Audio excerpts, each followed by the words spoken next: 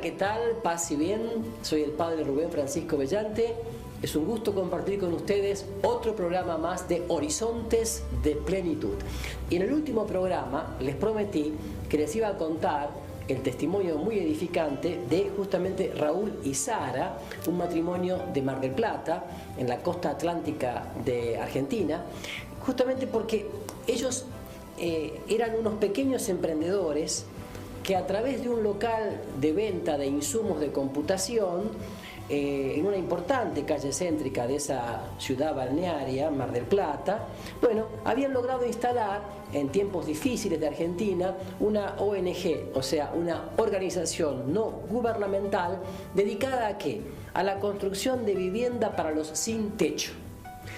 Quizás estaba un poco la experiencia de Raúl, de su infancia pobre, con dificultades de vivienda, lo que sea. Pero lo cierto es que en ellos surgió este espíritu solidario, invirtieron tiempo, dinero, recursos que brotaban de las entrañas de corazones solidarios y empezaron a trabajar en la construcción una a una de viviendas para los sin techo, bueno, en toda la costa atlántica y transformándose después en barrios, ¿verdad? De manera creativa, solidaria, con esfuerzo mancomunado, etc. Y el discernimiento de estas ideas que se transformó en un proyecto de vida surgió como idea viendo la necesidad de los próximos y surgió con pasión porque fue una inspiración, una emoción que ellos supieron acompañar, es decir, una gracia que ellos supieron secundar, ¿verdad? Y entonces le pusieron pasión a ese horizonte para que tuviera plenitud y consiguieron colaboradores, ayudantes, arquitectos, ingenieros, en fin, albañiles, contadores, escribanos y toda esa gente que está dispuesta a hacer el bien. ¿Por qué? Porque descubren lo más íntimo de su ser, que hay algo más que trabajar todo el día, hay algo más que los vínculos afectivos, algo más que una vida saludable, y es el dar la vida por los otros. Lo cierto es que la ONG creció, en fin, pero un día, después de varios años, Raúl recibe una llamada telefónica de un importante funcionario de la ONU, o sea, de las Naciones Unidas, un funcionario del Departamento de Logística y Planeamiento de la ONU, desde Nueva York. No entendía mucho lo que pasaba. Lo cierto es que el antiguo jefe de Raúl, un político de un partido político, había llegado a ocupar un cargo secundario en las Naciones Unidas y le había comentado a este señor la experiencia de Raúl y de Sara, y le había mostrado por internet fotografías, testimonios, etc. Entonces este señor llamado Arthur Stevenson no hizo nada más que llamarlo a Raúl, pero no para felicitarlo solamente, sino para decirle: mire, tengo un proyecto para ustedes. ¿Ah, sí? Sí. Necesitamos desde la ONU gente como ustedes que se anime a reconstruir toda una ciudad de Medio Oriente que ha sido desbaratada por la guerra. ¿Cómo?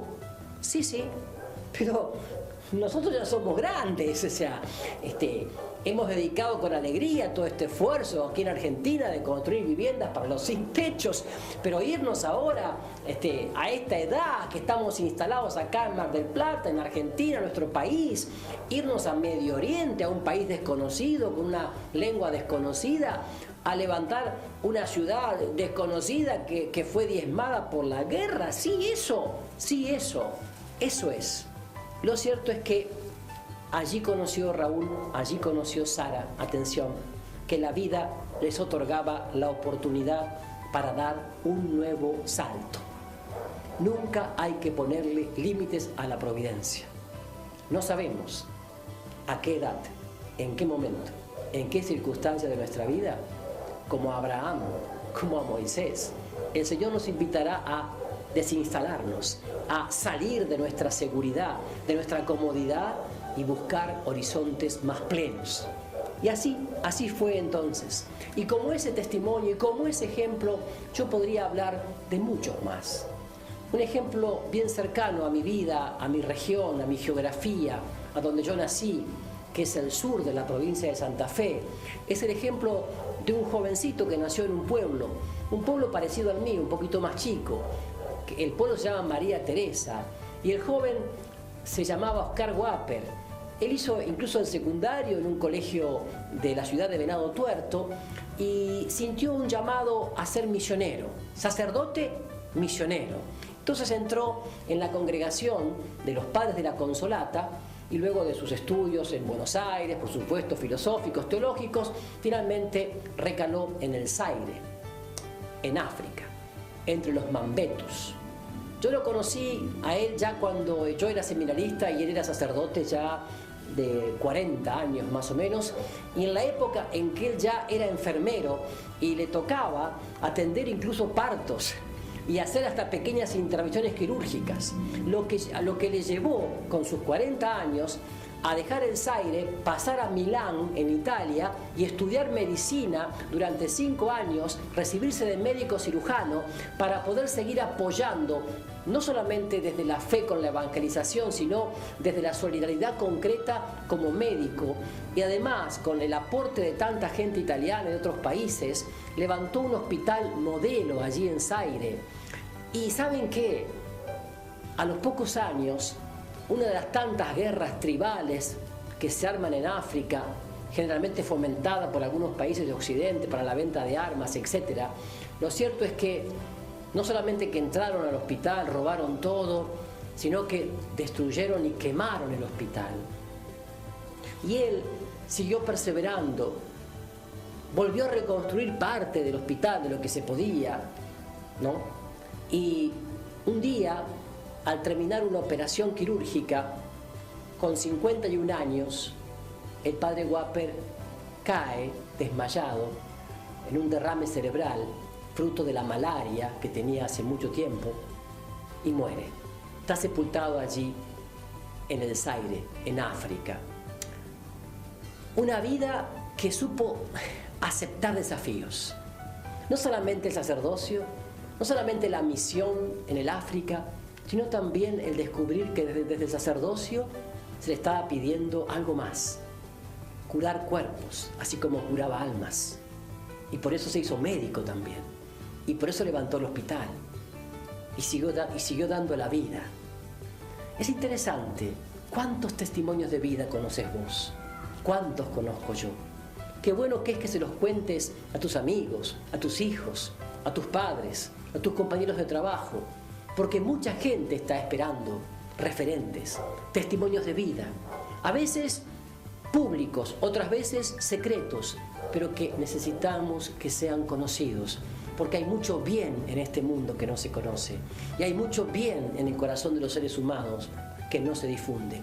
Y se difunde muchas veces la porquería, se difunde la mentira, se difunde la frivolidad, el cholulaje, la pavada, y no se difunde aquello que nos ayuda a ser mejores personas, mejores hijos e hijas de Dios. O sea, imagínate que hasta aquí se han ido dando situaciones para crecer en lo personal hasta las cumbres del éxito profesional, empresarial, matrimonial, espiritual o laboral. Y que a partir de ahora ves que eso está siendo como contagiado y que provoca también justamente la abundancia y oportunidades para otros. Te estás transformando en un canal de gracia y bendición para otros, en tu familia, tu vecindario, tu trabajo, tu comunidad.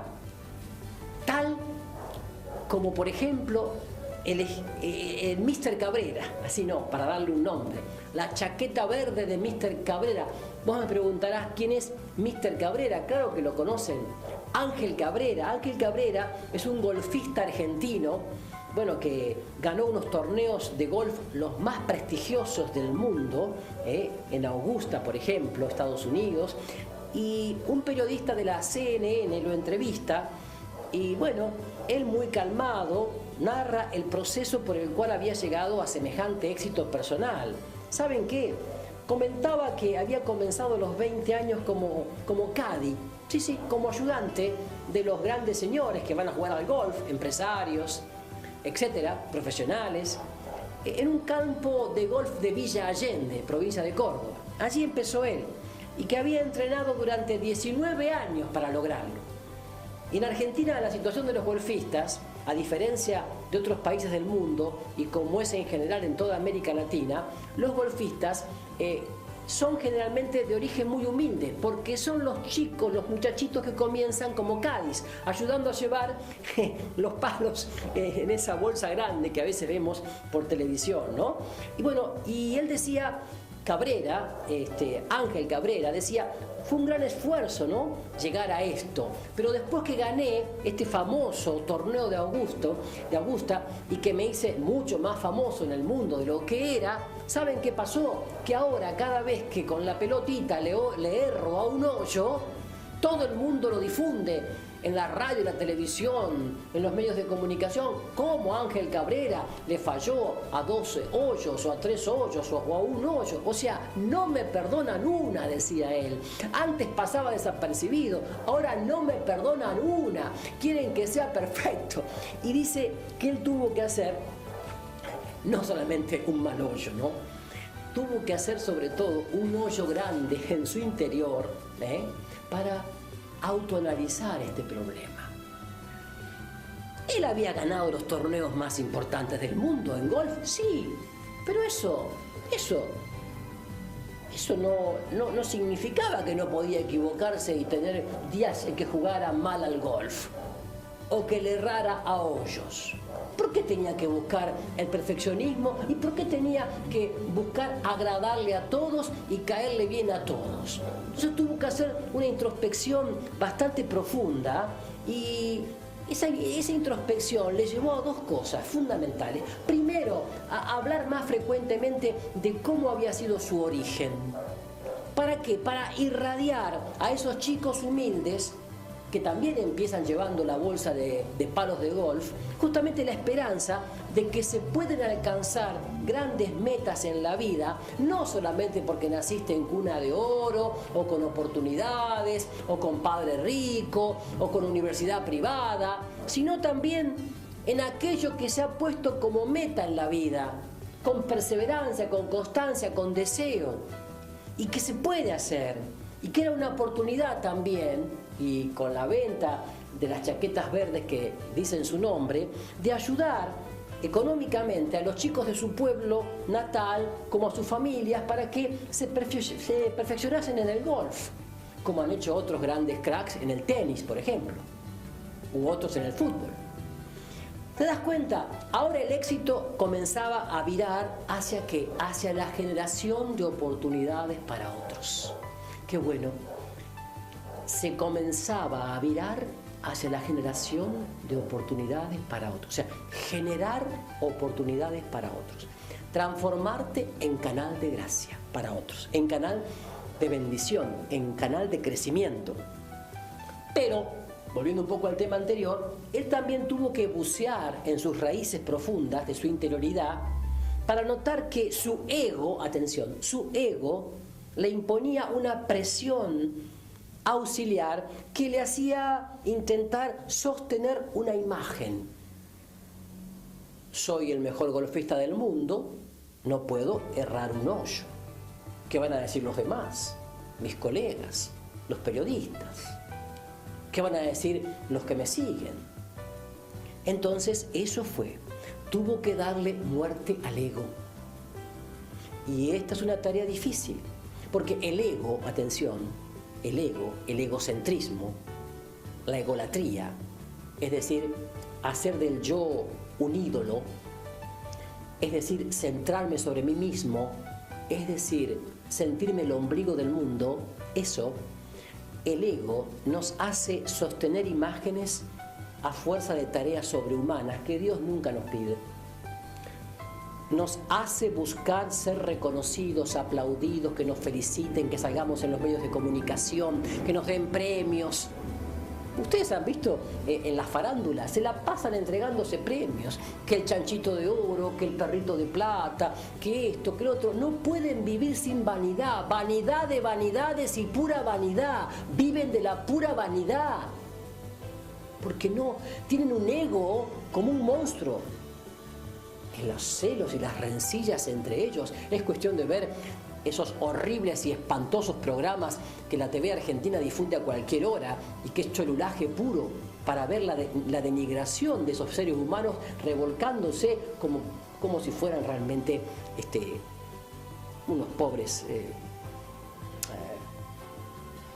Eso que se usa para pescar, ¿vieron? Unos lombrices así se arrastran. Otra cosa es que nos hace demandar ser tenidos en cuenta. ¡Guau! Si ya hace 2 meses que no salgo en ninguna tapa de ninguna revista, no me hacen nota en televisión ni en radio. Otra cosa es que nos hace perseguir seguridades de todo tipo. También nos hace temer el rechazo de los demás. También nos hace temblar ante la posibilidad de que los demás conozcan o descubran nuestras debilidades, nuestros defectos. Nos impone una carga de ansiedad extra ante el temor al fracaso o al aparente fracaso. Y nos hace huir de los grandes y verdaderos desafíos por temor a no poder sostener ni siquiera los grandes éxitos. Por temor, por miedo. El miedo paraliza. Así que, qué importante, porque este golfista nos enseña que hay que cambiar por dentro.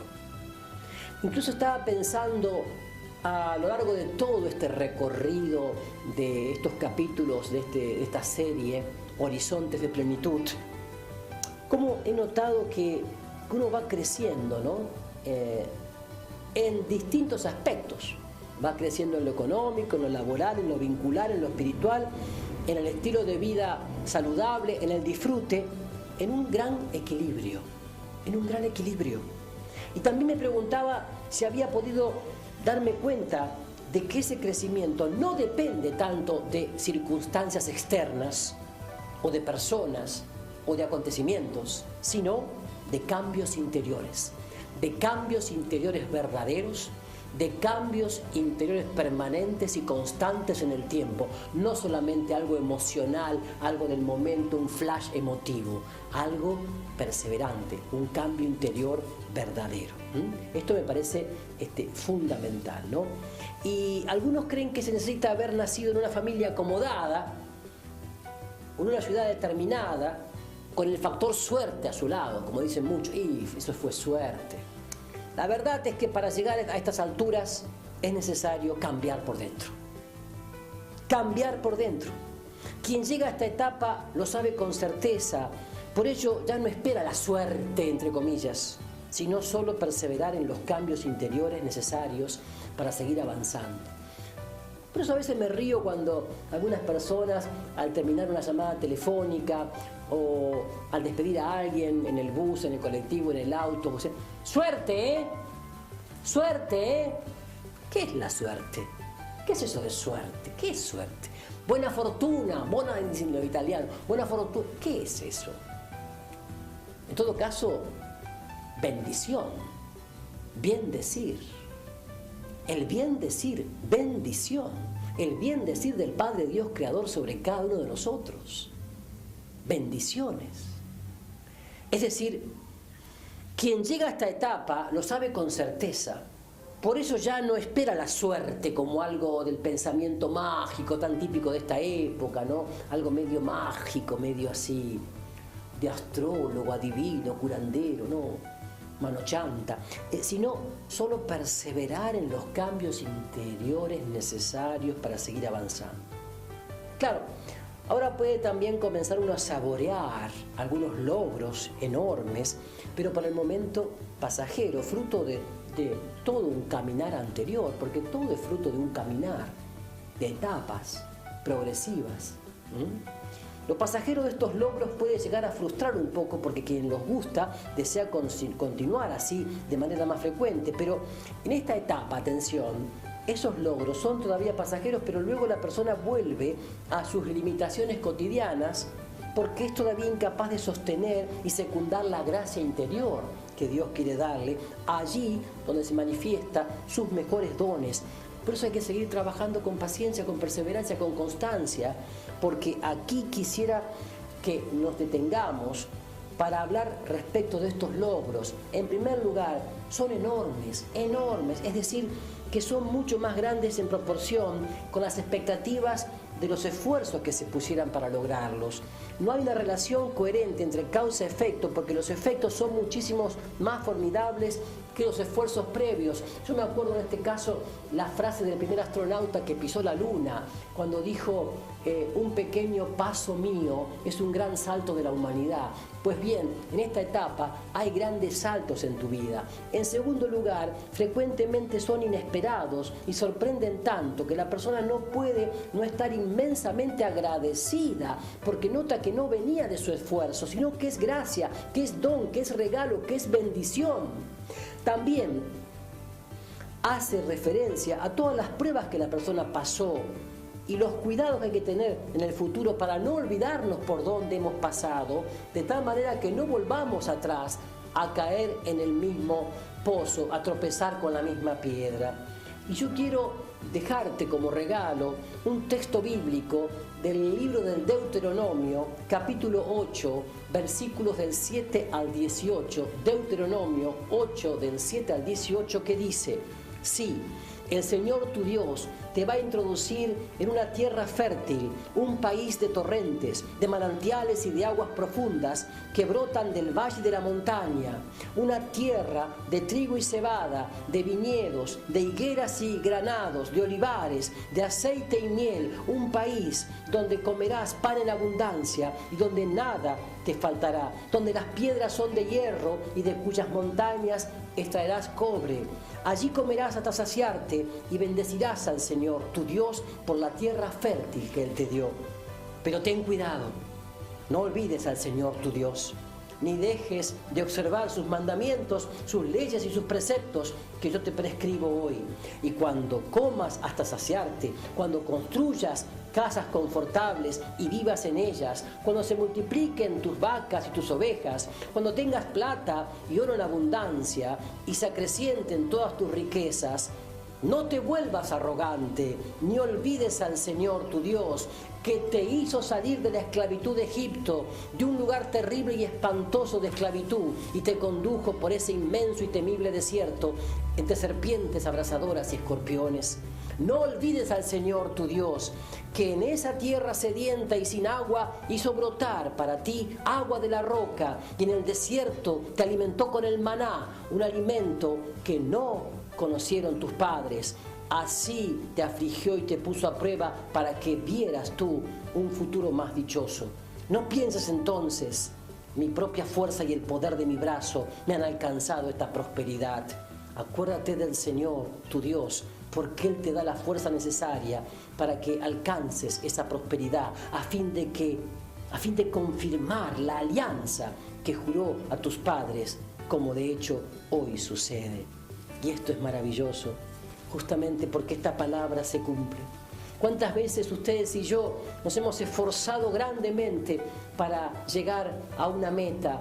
Yo recuerdo una amiga que me decía que le encanta el teatro vocacional, me decía el esfuerzo que había hecho para estrenar su obra en un teatro importante, de una ciudad importante, que había hecho 2000 volantes y repartido esos 2000 volantes con 2 amigas, y que a la hora del estreno había 5 sentados en la butaca 1 y 2, o sea, en la fila 1 y 2, que eran sus familiares más íntimos, pero ella actuó como si hubiera 400, 500 personas.